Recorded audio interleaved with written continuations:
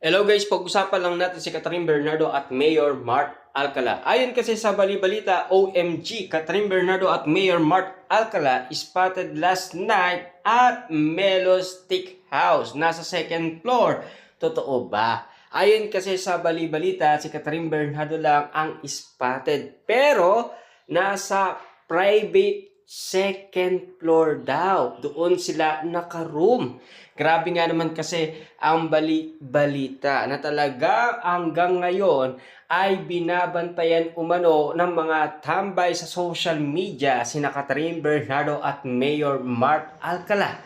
Na alam nyo naman siguro, ang gusto nila privacy moment ang kanilang relasyon. Hanggang ngayon kasi ayaw nilang ilantad umano ang kanilang relasyon. Bagamat gusto na ni Mayor Mark Alcala, kaso nga lang kasi merong pumipigil nga naman kasi tulad ni Mami Min Bernardo. Siyempre, ayon sa usap-usapan nung nagbukas si Catherine Bernardo ng negosyo, si Mayor Mark Alcala daw nasa loob lang ng van. Hindi daw pinababa ni Mami Min Bernardo. Kaya nga naman kasi, ang issue alam nyo naman, di ba, na talagang patago-tago daw ang kanilang relasyon.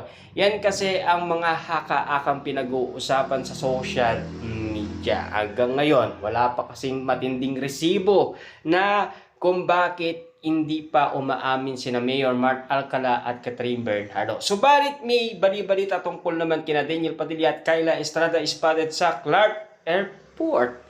Alam nyo naman siguro, spotted sila na magkasama lagi. At siyempre, ayon sa balita na talagang kinikilig nga naman kasi ang mga Dilulo fans ni na Daniel Padilla at Kyla Estrada.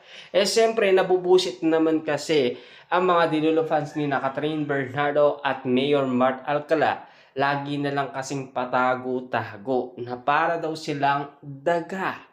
Parang meron daw silang inaabol-abol na mga pusa. Pero ayon naman kasi sa karagdagang balita noon, si Mayor Mark Alcala daw ay nilike niya yon comment ng isang netizens kapag daw tumigil na ang mga basher sa pambabatikos umano kina Catherine Bernardo at Mayor Mark Alcala.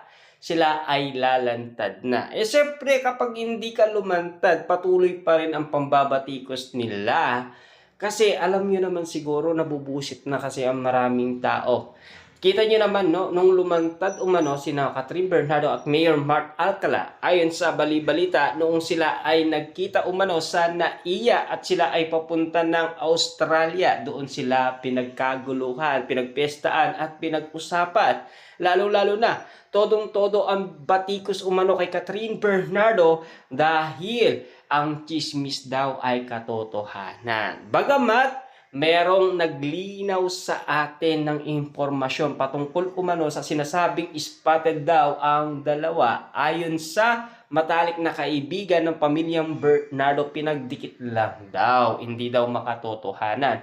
Pero may karagdagan bali-balita, OMG, totoo ba? Catherine Bernardo, bulyaso ang pelikulang Elena 1944 na matagal na rin pinag-usapan, pinagkaguluhan at pinagpestaan ng karamihan. Nagulat na lang kasi ang mga netizens, lalong-lalo na ang mga sausawerang kapitbahay, kung bakit nga naman kasi pati movie ni Catherine Bernardo parang bulyaso daw dahil kulang daw ito sa budget. Di lang nating alam kung makatotohanan, di ba? Kaya nga naman kasi pinag-uusapan. Pero at least maghintay lang tayo ng tamang panahon. Malay natin magka-budget naman, di ba? Kaya nga naman kasi ang mga netizens, umiingi sila ng tulong kay Mami Min Bernardo. Na alam nyo naman siguro, si Mami Min Bernardo ay isang producer na rin. Diba?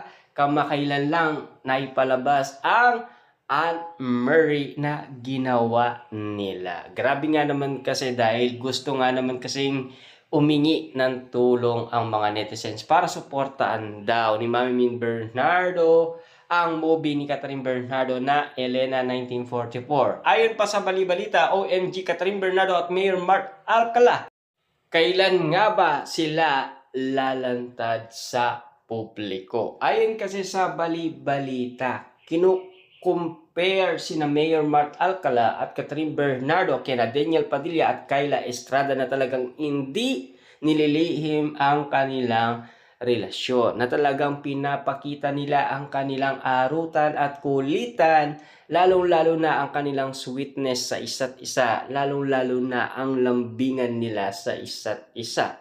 Siyempre may kasamang alik pa.